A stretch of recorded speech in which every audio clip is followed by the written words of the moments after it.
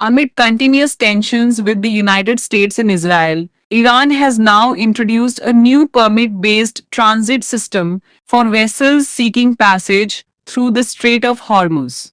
As per Press TV, ships are now mandated to obtain a transit permit and further comply with updated operational rules, which were earlier handled electronically by the Persian Gulf Strait Authority (PGSA). Following the regional conflict triggered by US and Israeli strikes, Iran has introduced these countermeasures as shipping traffic through the route remains heavily restricted.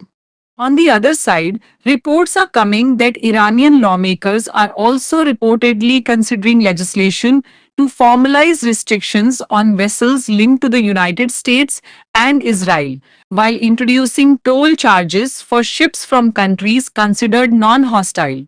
The crucial waterway, which is one of the world's most critical energy routes and handles roughly 20% of global oil shipments, has faced continuous disruption, raising concerns over global energy supply and maritime security.